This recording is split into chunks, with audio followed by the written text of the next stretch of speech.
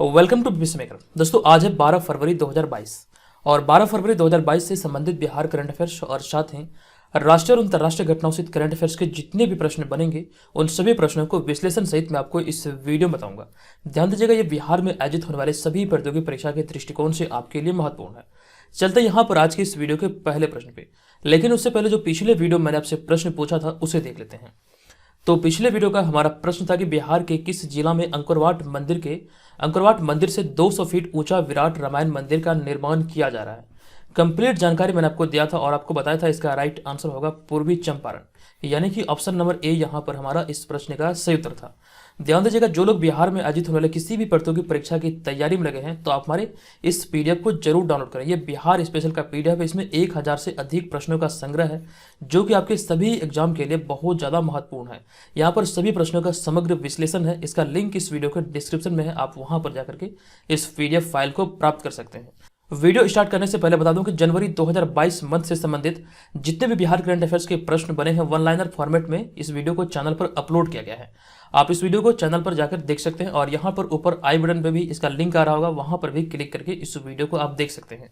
तो आज के इस वीडियो का हमारा पहला प्रश्न है कि हाल ही में बिहार के किस जिले से 150 साल पुरानी धूप घड़ी चोरी हुई है। यह भी बहुत ज्यादा चर्चे का विषय बना हुआ है और यहाँ से प्रश्न आपके बन सकते हैं एग्जाम में। इसका जो राइट आंसर यह है रोहतास, अर्थात ऑप्शन नंबर बी इस प्रश्न का सही उत्तर होगा। आपको इस प्रश्न के बारे में विस्तार से बता दूं कि बिहार के रोहतास जिले के डेहरी में 1871 में अंग्रेजों द्वारा बनाई गई धूप घड़ी के बीचों बीच लगी प्लेट चोरी हो गई है। आप यहाँ पर इस धूप घड़ी को इमेज में भी देख सकते हैं और यहाँ पर हमने इसी से संबंधित कुछ पॉइंट और भी लिखा है कि 1871 में सोन नहर प्रणाली के निर्माण के समय बनी सिंचाई प्रणाली के समय कर्मचारी यहाँ पर समय देखने आया करते थे। हालांकि इस घड़ी के माध्यम से लोग आज भी समय की सही जानकारी पाते थे, लेकिन हाल ही में जो ये घटना घटी है रोहतास जिले में घटी है, जो कि आप यहाँ पर देख रहे हैं कि धूप घड़ी और इसके बीचों बीच लगने वाले एक प्लेट चोरी हो गई। हालांकि वास्तविकता अगर देखें तो मुझे भी ये समझ में नहीं आ रहा किस प्रकार से इसमें समय देखा जाता होगा। ठीक है, इस चीज को ध्यान रखा, लेकिन ये इमेज यही है जो कि मतलब अभी हाल ही में यहाँ से कह सकते हैं इस धूप घड़ी के बीचों बीच लगने वाले एक प्लेट चोरी हुई है। अब यहाँ पर एक पॉइंट हमने ये भी लिखा है कि राज्य की यह एकमात्र ऐसी घड़ी है जिस पर सूरज की किरणें पड़ने से समय का पता चलता था या फिर पता चलता है। ये आपको यहाँ से ध्यान रखना है। अब यहाँ पर चूंकि बात आई है रोहतास की, तो रोहतास के बारे में कई सारे प्रश्न आपके एग्जाम में कई बार बने हैं। सबसे जो इंपॉर्टेंट प्रश्न है 2011 की जनगणना से रिलेटेड है कि 2011 की जनगणना के आधार पर हम बात करें तो सर्वाधिक साक्षरता दर बिहार के किस जिले का था। तो ओवरऑल कैटेगरी में बिहार के रोहतास जिले का साक्षरता दर सर्वाधिक था, लेकिन वहीं पर अगर हम बात करें महिला और पुरुष वर्ग में तो दोनों वर्ग में इंडिविजुअल तौर पे भी कह सकते हैं रोहतास जिले साक्षरता के मामले में आगे था। ये जानकारी यहां से आपको ध्यान रखना है। अगर बिहार वाले मैप पर हम रोहतास की स्थिति को ढूंढेंगे तो यहां पर आप देख सकते हैं ये रोहतास है। रोहतास जिले की जो सीमा है ये कितने जिलों के साथ अपनी सीमा को साझा करता है, ये प्रश्न आपसे एग्जाम में पूछा जा सकता है। तो यहां पर आपको ध्यान रखना, एक तो हो गया औरंगाबाद, दूसरा हुआ अरवल, तीसरा हुआ भोजपुर, चौथा हुआ बक्सर और पांचवा हुआ कैमूर। तो कुल मिला के 5 ऐसे जिले हैं जो कि रोहतास के साथ अपनी सीमा साझा करता है। और रोहतास जो जिला है इस पर हम लोग यहाँ पर जानेंगे ये किस प्रमंडल के अंतर्गत आता है। तो आपको बता दूं कि रोहतास जिला जो ये पटना प्रमंडल के अंतर्गत आता है। पटना प्रमंडल के अंतर्गत 6 जिले हैं, इसकी जानकारी हम लोग आगे देखने वाले हैं। लेकिन यहाँ पर देखिए बात यही है बक्सर की, क्योंकि रोहतास की चौदी इसके साथ साझा होती है। तो बक्सर के बारे में एक पॉइंट आपको बता दूं कि बक्सर में एक स्थान है चौसा। तो बिहार के क्षेत्र में जो गंगा नदी प्रवेश करती है तो ये चौसा से ही प्रवेश करती है, ये आपको यहाँ से ध्यान रखना है। और बिहार के क्षेत्र को जो गंगा नदी छोड़ती है कटिहार में किसी जगह पर छोड़ती है, ये ध्यान रखिए। अब यहाँ पे देखिए रोहतास की हमने चर्चा की तो आपको बताया कि बिहार में 9 प्रमंडल है और इन 9 प्रमंडल में से पटना भी एक प्रमंडल है जिसका मुख्यालय जो है ये पटना है। और पटना प्रमंडल के अंतर्गत 6 जिले हैं जिनमें कि आपको ध्यान रखना है पटना, भोजपुर, बक्सर, कैमूर, रोहतास और नालंदा, ये 6 जिले पटना प्रमंडल के अंतर्गत आते हैं। अगला होगा यहाँ पर हमारा दूसरा प्रश्न। यह प्रश्न है कि हाल ही में पटना की तर्ज पर किस जिले में खादी मॉल खोले जाने की घोषणा की गई है। तो पटना के तर्ज पर यानी कि राजधानी पटना के तर्ज पर किस जिले में ये मॉल खोले जाने का निर्णय लिया गया है। राइट आंसर होगा मुजफ्फरपुर, अर्थात ऑप्शन नंबर सी इस प्रश्न का राइट आंसर होगा। आपको बता दो कि पटना की तर्ज पर मुजफ्फरपुर में भी खादी मॉल का निर्माण किया जा रहा है और इससे हस्तशिल्पियों को प्रोत्साहन मिलेगा। साथ ही बिहार के 3 जिले जिनमें कि आरा, गोपालगंज, पूर्णिया, ये तीनों जगहों में कम से कम 4 इथेनॉल प्लांट का उद्घाटन मुख्यमंत्री द्वारा किया जाएगा। ये भी अभी हाल ही में घोषणा हुआ है। चूंकि यहाँ पर बात है एथेनॉल की, तो आपको बता दूं कि एथेनॉल नीति को लागू करने वाला पहला राज्य बिहार है, यानी कि अपना बिहार राज्य एथेनॉल नीति को लागू करने वाला भारत का पहला राज्य है। ये आप यहाँ से ध्यान रखें। और मुजफ्फरपुर की बात है तो बिहार का पहला मेगा फूड पार्क का निर्माण मुजफ्फरपुर में ही किया जा रहा है। और भी कई सारी चीज़ें मुजफ्फरपुर से रिलेटेड मैंने आपके साथ साझा किया है। चलते हैं यहाँ पर तीसरे प्रश्न पे। यह तीसरा प्रश्न है कि हाल ही में बिहार के किस जिले में बिना मिट्टी की खेती की शुरुआत की गई है। इस प्रश्न का हमारा राइट आंसर होगा भोजपुर। अब ये बिना मिट्टी की खेती को क्या कहा जाता है, कंप्लीट जानकारी यहाँ से हम लोग देखेंगे, क्योंकि इस तरह के प्रश्न आपके एग्जाम में पूछे जाने की संभावना है। सबसे पहले ये ध्यान रखें, इसकी जो शुरुआत हुई है बिहार में, ये भोजपुर जिला से की गई है। आपको बता दूं कि हाल ही में भोजपुर जिला में बिना मिट्टी की खेती की शुरुआत की गई है। और इस पद्धति को यानी कि इस प्रक्रिया को, अर्थात बिना मिट्टी की खेती करने की प्रक्रिया को हाइड्रोपोनिक्स कहा जाता है। ये नाम आप लोग यहाँ पर ध्यान रखें, बिना मिट्टी की खेती करने की प्रक्रिया को या फिर इस पद्धति को हाइड्रोपोनिक्स कहा जाता है। और इसमें फसलों को बिना खेत में लगाए केवल पानी और पोषक तत्वों से उगाया जाता है और इसे जलीय कृषि भी कहा जाता है। और इसे अगर हम पर्यावरण के दृष्टिकोण से देखें तो पौधे उगाने की यह तकनीक पर्यावरण के लिए भी काफी सही होता है। वैज्ञानिकों के अनुसार ये सारी बातें कही गई है, तो पर्यावरण के लिए यह तकनीक यानी कि हाइड्रोपोनिक्स टेक्निक बहुत अच्छा होता है। और इन पौधों के लिए कम पानी की जरूरत होती है, जिससे कि पानी की भी बचत होती है। तो ये तमाम चीजें यहाँ से ध्यान रखिए। अब देखिए बात है भोजपुर की, तो अभी मैंने कुछ देर पहले आपको बताया था कि भोजपुर जिला जो है ये कुल मिला के 6 जिलों के साथ पटना प्रमंडल में सम्मिलित है। आप यहाँ पर देख सकते हैं पटना प्रमंडल के बारे में अभी मैंने आपको बताया था, इनमें भोजपुर जिला भी सम्मिलित है। चलते हैं यहाँ पर हम अगले प्रश्न पे। हमारा अगला है चौथा प्रश्न, बहुत इंपॉर्टेंट है। यह प्रश्न है कि हाल ही में भारत की किस सुरंग अर्थात टनल को Guinness book of world record में दर्ज किया गया है। इस टनल अर्थात इस सुरंग का क्या नाम है। इसका राइट आंसर होगा अटल सुरंग, अर्थात ऑप्शन नंबर बी यहाँ पर इस प्रश्न का राइट आंसर होगा, जो कि हिमाचल प्रदेश में है।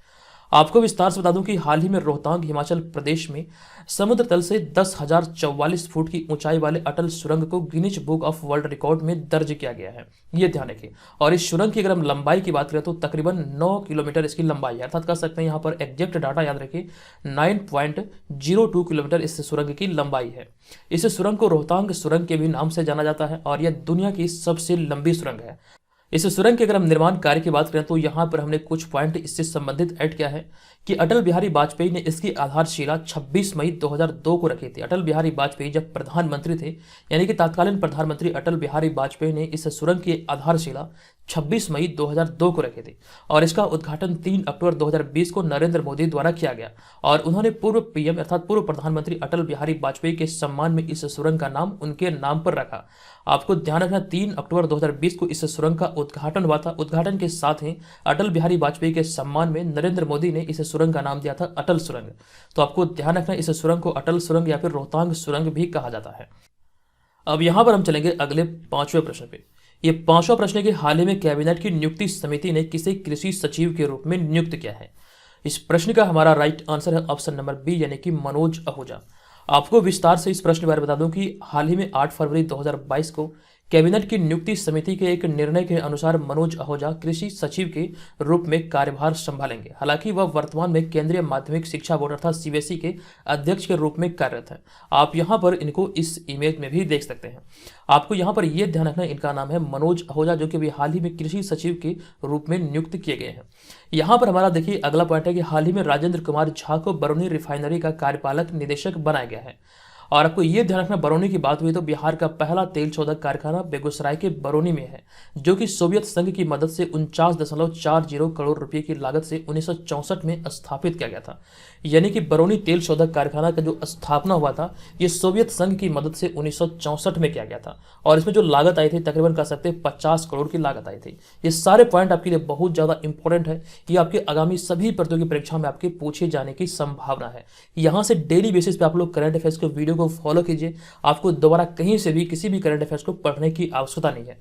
बिहार में जितनी परीक्षाएं आयोजित होती है वैसे परीक्षाओं के लिए हम लोग बेस्ट क्वालिटी का करंट आपके लिए तैयार करते हैं, ताकि आप लोगों की मदद हो सके। बस आप लोगों से एक ही मतलब कर सकते हैं, गुजारिश है कि आप लोग इस वीडियो को अधिक से अधिक शेयर कीजिए, ताकि वैसे लोग जो कर सकते हैं कम कीमत में भी कर सकते हैं, कम फी देकर या फिर निःशुल्क करंट अफेयर्स की पढ़ाई कर सकते हैं। हमारा वीडियो सारा का सारा निःशुल्क है, यहाँ पर आपसे कोई भी शुल्क नहीं लिया जाता है। तो इस चीज को ध्यान रखते हुए वीडियो को अपने दोस्तों के साथ शेयर करें, ताकि अधिक से अधिक लोग यहाँ पर हमसे जुड़े और इस चैनल को भी एक अच्छा मुकाम हासिल हो, ताकि आप लोगों को भी अच्छा लगे कि चलिए हम जिस चैनल को फॉलो कर रहे हैं उनका भी एक अच्छा खासा नाम है। कंटेंट हमारा नो डाउट बहुत बढ़िया, लेकिन हमारी जो पहुंच है वो बहुत छोटे पैमाने पर है। आप लोग ये बखूबी समझ रहे होंगे, ठीक है। तो आप लोगों से बस यही गुजारिश है कि आप लोग वीडियो को लाइक कीजिए, चैनल को सब्सक्राइब कीजिए और हमें सपोर्ट जरूर किया कीजिए, ठीक है। आई होप कि आप लोग ऐसा करेंगे। चलते यहाँ पर हम अगले छठे प्रश्न पे। हमारा छठा प्रश्न है कि हाल ही में किस राज्य के कैबिनेट द्वारा धर्मांतरण विरोधी विधेयक को मंजूरी दी गई है।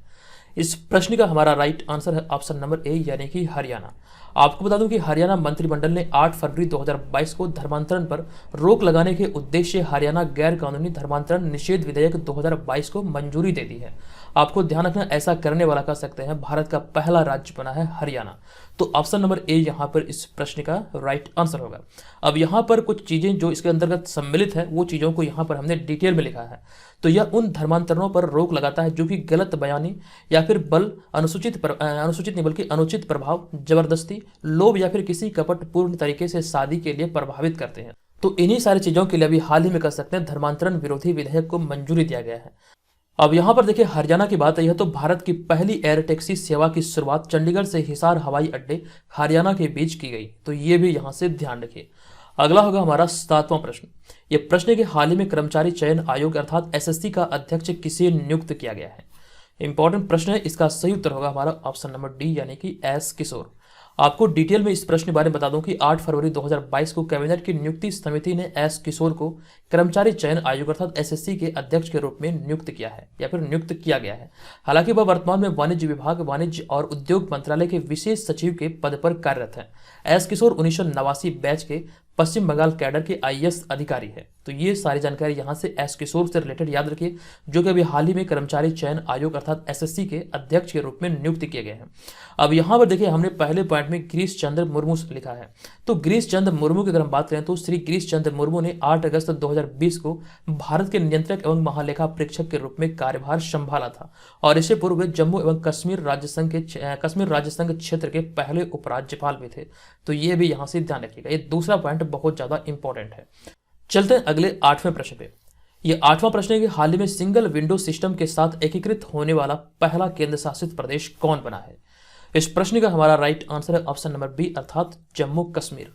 आपको विस्तार से बता दूं कि Jammu Kashmir national single window system अर्थात एनएसडब्ल्यूएस से जुड़ने वाला पहला केंद्र शासित प्रदेश बन गया है, अर्थात जम्मू कश्मीर इस प्रश्न का राइट आंसर होगा।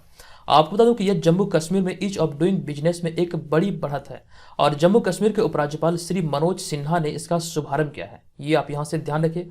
और यहां पर कुछ चीजें और भी लिखी गई कि नेशनल सिंगल विंडो सिस्टम अर्थात एनएसडब्ल्यूएस इंडिया इंडस्ट्रियल लैंड बैंक से जुड़ा हुआ है। अब यहाँ पर देखिए एक प्रश्न को हमने ऐड किया है कि हाल ही में जम्मू कश्मीर में 3 दिवसीय त्योहार कंचोत, इस त्योहार का नाम है कंचोत, जो कि विवाहित महिलाओं द्वारा मनाया जाता है, जो कि अपने पति की लंबी उम्र के लिए मनाया जाता है। जिस प्रकार से करवा चौथ का व्रत रखा जाता है वैसे ही कंचोत जो त्योहार है 3 दिवसीय त्योहार है जो कि विवाहित महिलाओं द्वारा यहाँ पर जम्मू कश्मीर में मनाया जाता है और ये पति की लंबी उम्र के लिए मनाया जाता है। तो ये भी आपको ध्यान रखना है। अब यहाँ पर हम चलेंगे अगले 9वें प्रश्न पे। हमारा 9वां प्रश्न है कि हाल ही में किस मंत्रालय द्वारा संग्रहालयों में अपनी तरह का पहला शिखर सम्मेलन आयोजित किया जाएगा। इसका राइट आंसर है ऑप्शन नंबर डी अर्थात संस्कृति मंत्रालय के द्वारा ये कह सकते हैं आयोजित किया जाएगा। राइट आंसर है ऑप्शन नंबर डी। आपको बता दूं कि संस्कृति मंत्रालय भारत सरकार 15 से 16 फरवरी 2022 को भारत के संग्रहालयों की पुनर्कल्पना पर अपनी तरह का पहला 2 दिवसीय वैश्विक शिखर सम्मेलन आयोजित करेगा। तो ऐसे में ये प्रश्न इंपॉर्टेंट हो जाता है, पहली बार ये कह सकते हैं पहल किया गया है, जो कि कह सकते हैं जितने भी मतलब संग्रहालय है भारत के संग्रहालयों की पुनर्कल्पना पर अपनी तरह का ये पहला 2 दिवसीय वैश्विक सम्मेलन का आयोजित करेगा, जो कि आपको ये ध्यान रखना है 15 से 16 फरवरी 2022 को ये आयोजित होगा संस्कृति मंत्रालय के द्वारा। अगला होगा 10वां प्रश्न। यह प्रश्न है कि हाल ही में SARS-CoV-2 वायरस का पता लगाने के लिए किस रिसर्च टीम ने एक नई तकनीक विकसित की है। इस रिसर्च टीम का नाम क्या है या फिर कह सकते हैं इस संस्था का नाम क्या है। तो इस प्रश्न का जो हमारा राइट आंसर यह ऑप्शन नंबर सी यानी कि Jawaharlal Nehru centre for advance scientific research के द्वारा भी हाल ही में एक नई तकनीक विकसित की गई है, जो कि डिटेल जानकारी हमने इधर लिखा है। आपको बता दूं कि हाल ही में Jawaharlal Nehru centre for advance scientific research के वैज्ञानिकों की एक टीम ने SARS-CoV-2 वायरस का पता लगाने के लिए एक नया तकनीकी मंच विकसित किया है। इस तकनीक की अगर हम बात करें तो इस तकनीकी मंच का उपयोग इन्फ्लुएंजा, जीका, इबोला, बैक्टीरिया और अन्य विकसित रोगजनक का पता लगाने के लिए भी किया जा सकता है। और यहाँ पर देखिए हमने ऑप्शन नंबर ए में लिखा है सीरम इंस्टीट्यूट ऑफ इंडिया। आपको बता दूं कि सीरम इंस्टीट्यूट ऑफ इंडिया द्वारा कोविशील्ड का निर्माण किया गया था, जबकि अगर हम बात करें भारत बायोटेक की तो आपको बता दूं कि भारत बायोटेक द्वारा कोवैक्सीन का निर्माण किया गया था। और फाइजर की अगर हम बात करें तो फाइजर एक अमेरिकी कंपनी तो ये तीनों कंपनी जो अभी मैंने आपको बताया, serum institute of India, Bharat biotech और फाइजर, ये तीनों कंपनियों ने कह सकते हैं यहाँ पर आपको बता दूं कि कोरोना काल में अपने वैक्सीन ला करके बहुत बड़ी मदद की है। मानव जाति को बचाने में कह सकते हैं जितने भी लैब वगैरह होते हैं, जो भी साइंटिफिक रिसर्च सेंटर होते हैं, इनका एक अहम रोल होता है। तो इसी दिशा में वैज्ञानिकों की टीम के द्वारा भी हाल ही में अभी एक मतलब कह सकते हैं एक नई तकनीक को भी विकसित किया गया है। अब यहाँ पर हम चलेंगे आज के 11वें प्रश्न पे। यह प्रश्न है कि हाल ही में विदेश मंत्री एस जयशंकर किस देश की 6 दिवसीय यात्रा पर गए हैं। इस प्रश्न का हमारा राइट आंसर है ऑप्शन नंबर ई, अर्थात इसके तहत जो राइट आंसर होगा ये होगा उपयुक्त में से एक से अधिक, क्योंकि एक से अधिक विकल्प यहाँ पर इसका राइट आंसर है। आपको ध्यान रखना होगा ऑस्ट्रेलिया और फिलीपींस इस प्रश्न का सही उत्तर होगा। आपको बता दूं कि विदेश मंत्री एस जयशंकर 10 फरवरी 2022 से ऑस्ट्रेलिया और फिलीपींस की 6 दिवसीय यात्रा पर है। ये आपको यहाँ से ध्यान रखना है। कुछ पॉइंट और भी है कि डॉक्टर जयशंकर 11 फरवरी 2022 को मेलबोर्न में चौथी क्वाड विदेश मंत्रियों की बैठक में ऑस्ट्रेलिया, जापान और संयुक्त राज्य अमेरिका के विदेश मंत्रियों के साथ भाग लेंगे। ये आप यहाँ से ध्यान रखेंगे। क्वाड देशों की जो विदेश मंत्रियों की बैठक है, यहाँ पर ये चौथी बैठक है, आपको ध्यान रखना है। ये ऑस्ट्रेलिया के मेलबोर्न शहर में आयोजित होगा, जिसमें कि ऑस्ट्रेलिया, जापान, भारत और संयुक्त राज्य अमेरिका के विदेश मंत्री भाग लेने वाले हैं। और यहाँ पे अगर हम मेलबर्न की बात करें तो मेलबर्न ऑस्ट्रेलिया का एक शहर है, जबकि विदेश मंत्री के रूप में डॉक्टर एस जयशंकर की ऑस्ट्रेलिया की यह पहली यात्रा है। तो ये तमाम चीजें ध्यान रखिए। विदेश मंत्री के तौर पर यहाँ पर इसको लिखा गया, विदेश मंत्री के तौर पर कह सकते हैं विदेश मंत्री के रूप में एस जयशंकर की ऑस्ट्रेलिया की यह पहली यात्रा है। अगला होगा 12वां प्रश्न। यह प्रश्न है कि हाल ही में डिजिटलीकरण को बढ़ावा देने के लिए स्टेल लैब्स ने किस बैंक के साथ साझेदारी की है। आपको बता दूं इसका राइट आंसर होगा ऑप्शन नंबर ए, अर्थात डीबीएस बैंक। आपको बता दूं कि हाल ही में डीबीएस बैंक इंडिया ने भारत में छोटी डेयरियों के बीच डिजिटलीकरण को बढ़ावा देने के लिए अपने बैंकिंग साझेदार के रूप में स्टेल लैब्स के साथ साझेदारी की है। इस साझेदारी से वर्तमान में 20,000 किसानों को सीधे मतलब कह सकते हैं सीधा रूप में लाभ होने की उम्मीद है। अब डीबीएस अगर हम बैंक की बात करें तो डीबीएस एशिया का एक प्रमुख वित्तीय सेवा समूह है और इसकी स्थापना जो भी थी ये 16 जुलाई 1968 को हुआ था। ये तमाम चीजें आप लोग अपनी कॉपी में नोट कर लीजिए। अब यहाँ पर हम चलते हैं आज के इस वीडियो के प्रश्न पे। तो आज के इस वीडियो का हमारा प्रश्न है कि हाल ही में बिहार के किस जिले में तैरता हुआ सौर ऊर्जा बिजली घर तैयार किया जा रहा है। बताइए इस प्रश्न का राइट आंसर क्या होगा। जो भी चीज़ आप लोग यहाँ पे कमेंट बॉक्स में लिखेंगे, कोशिश कीजिए आप इसे विस्तार पूर्वक लिखें। और बिहार में जितनी परीक्षाएं आयोजित होती, खास करके बीपीएससी और सीडीपीओ जैसी परीक्षाएं, तो ऐसे परीक्षाओं के लिए हमारे ऑनलाइन टेस्ट सीरीज को जरूर ज्वाइन करें।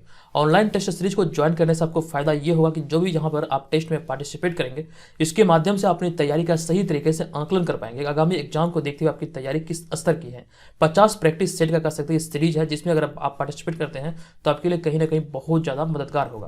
और इसके अलावा आपको बीपीएससी मेकर ऐप पर डेली बेसिस पर बिहार, राष्ट्रीय, अंतर्राष्ट्रीय घटनाओं से करंट अफेयर्स मिलेगा, यानी कि डेली आपको यहाँ पर नोट्स प्रोवाइड किया जाएगा। इसके अलावा और भी कई सारे मटेरियल हैं जो कि यहाँ पर आपको मिलेंगे।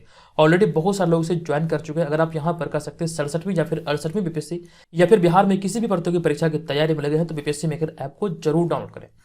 तो दोस्तों आज के इस वीडियो में इतना ही, मिलेंगे नेक्स्ट वीडियो में, तब तक के लिए धन्यवाद। जय हिंद।